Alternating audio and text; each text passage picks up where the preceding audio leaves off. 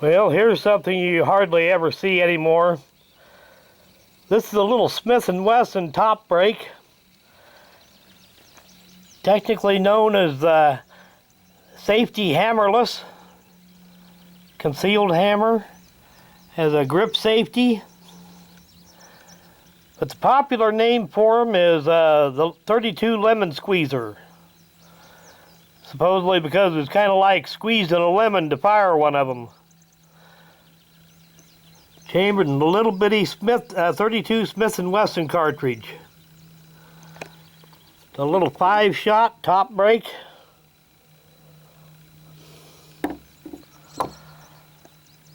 And I figured as long as I had it out here at the range, might as well make a video with it. I don't fire this thing very often. Ammo's hard to come by, and these guns were mostly black powder era. And they are prone to wear. This one doesn't have a whole lot of finish left, but it's still mechanically sound. And I advise anybody that has one of these, before you fire it, make sure that the action locks up tight and the timing is good before you ever try to fire it. Anyway, I'll get this camera put on the tripod and we'll run at least a cylinder or two through it. Smith & Wesson and several other companies made a lot of little guns like this back in the day. Say from a little before 1900, a little after 1900. A lot of them had shorter barrels than this. Little pocket gun.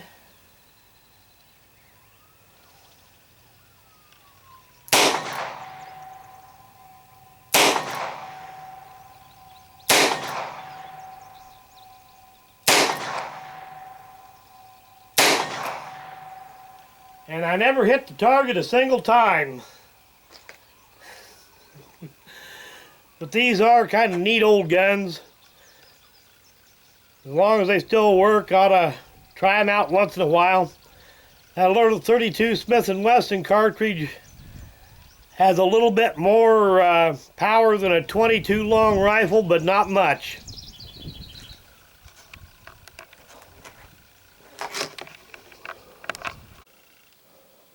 Well, these old Smith & Wesson lemon squeezers are little bitty guns. See just how small that cylinder is. So it's got a grip safety. That's where it got its nickname, the lemon squeezer. The actual name of the gun was 32 safety hammerless. Get these markings to show up.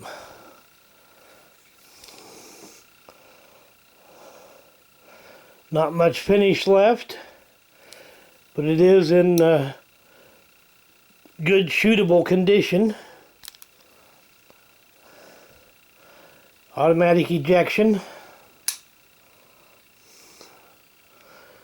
And that little bitty Smith & Wesson 32 Smith & Wesson cartridge, there's just hardly anything to it.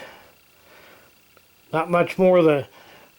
It's got less velocity than a 22 long rifle, but it does have a heavier bullet. They made all kinds of these things back in the day.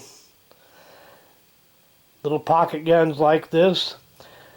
Thing of it was that the internals on them is kind of delicate and they're prone to wear.